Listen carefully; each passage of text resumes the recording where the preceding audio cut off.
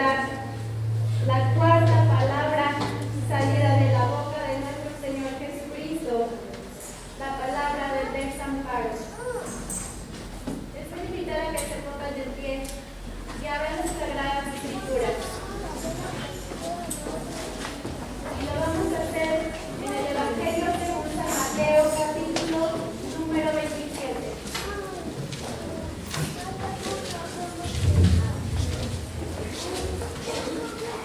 San Mateo 27, vamos a dar lectura al versículo 46.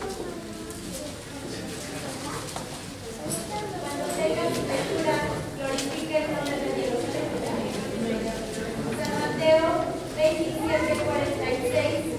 Todos unidos, la palabra del Señor dice así. Cerca de la hora novena, Jesús clamó a gran voz diciendo: Elí, Elí, lama sabactani. Esto es: Dios mío, ¿por qué me has desamparado? Gloria a Dios, aleluya. Tomen sus asientos. La cuarta palabra de nuestro Señor Jesucristo, la palabra del desamparo. Hace 3 horas, hermanos, que estamos aquí, en el Gólgota, en el monte de la Calavera. El tiempo se nos ha hecho interminable. El bien está luchando contra el mal y lo está derrotando. El Hijo de Dios eterno ha venido a deshacer las obras de la muerte y lo está logrando por su muerte misma. Hermanos, nuestra propia muerte está perdiendo su sentido macabro para ser solo el goce pleno de una eternidad con nuestro Dios. Y aún, hermanos, faltan otras 3 horas. Si te sientes cansado, si tu cuerpo o tu alma decae, recuerda a aquel que está en la cruz de tu lugar. Y tal vez será una paradoja decirlo, pero es a Él a quien debemos pedirle fuerzas para seguir hasta el final. Aún, hermanos, hemos de oírle hablar. Aún sus palabras más profundas no han sido escuchadas. Aún la agonía debe entrar en los cuadros finales y más terribles, pero por lo tanto más victoriosos. Es mediodía. El sol está justo sobre nuestras cabezas. Algunos se echan sobre la cabeza un manto o una capucha para detener el impacto de los rayos del sol. Pero, hermanos, súbitamente todo cambia. Nadie sabe si ha ocurrido de pronto o si fue creciendo como una marea desde el horizonte. Pero el hecho es que el cielo refulgente hasta un momento atrás ahora es negro. Todo, absolutamente todo está sumido en tinieblas. Las mujeres se aferran a su esposo, a su amiga, a su acompañante. Los culpables más directos estrujan sus propias manos. Los soldados preparan las armas sin saber para qué. Un terror mudo lo domina absolutamente todo. Así seguiremos durante las 3 horas que aún durará la lucha contra Satanás en la cruz del Calvario. El guerrero, nuestro guerrero que está en la cruz, sigue allí. ¿Qué ha hablado, hermanos, a los que estaban lejos? ¿Qué ha hablado a los que estaban a su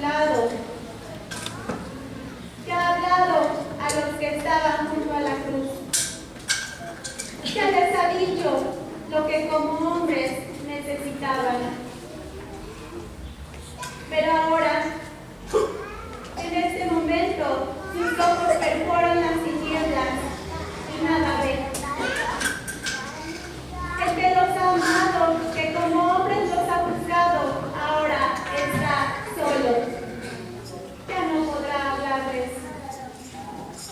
Todo lo que dirá desde este momento se referirá a sí mismo.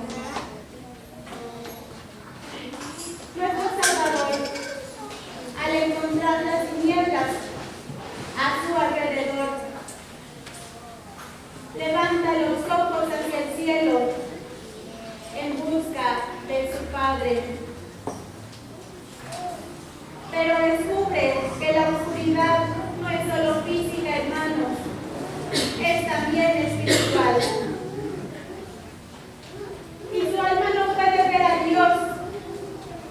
Y en medio de las horrendas tinieblas se oye una gran voz, un grito de angustia. ¿Lo escuchas acaso? ¿Lo oyes, hermano? Se oye este grito de angustia. Elí, Elí, lama sabactani. Esto es, Dios mío, ¿por qué me has desamparado? La mayoría que rodeaba la cruz no entendió el lenguaje de nuestro Señor Jesucristo. Y al oírle clamar, Elí, Elí, no supieron interpretar ni su sentimiento ni su palabra. Por eso, entre un mar de confusiones, lanzaron su burla grotesca, diciendo: a Elías llama este. Y entre un coro de sarcasmos, la voz diabólica del coro respondió: déjale, veamos si viene Elías a socorrerme. Pero nuestro Señor Jesucristo no llamaba a Elías el gran profeta. Cristo Jesús clamaba a Dios, a su Elohim, amado, a su Padre bendito, a su eterno Señor. Pero hermanos, la presencia de su Padre no se sentía allí, en aquel lugar ni en aquella hora. Aquel lugar, en ese instante, era una imagen fiel del infierno. Y aquella hora era la hora del príncipe de este mundo, la más espantosa hora de las tinieblas sobre la tierra, sombras y más sombras, pecado sobre pecado. Nuestro Señor Jesucristo, en medio de sus sufrimientos, fue por algún tiempo desamparado por su Padre Celestial. Hermanos, nuestro Señor y Salvador no poseía ninguna fuerza que le fuera dada desde lo alto, ningún ungüento secreto, ni vino que fueran derramados en sus heridas, sino que fue llevado a comparecer en el carácter del Cordero de Dios que quita el pecado del mundo. Y por tanto, debía sentir el peso de ese pecado. Nuestro Señor y Salvador fue hecho por nosotros maldición, porque está escrito: maldito todo el que es colgado en un madero. Sin que el Padre dejase de amarle, ni él al Padre. El Padre con todo le desamparó. Le entregó en manos de sus más crueles enemigos y allí le dejó sin intentar librarse de tales manos.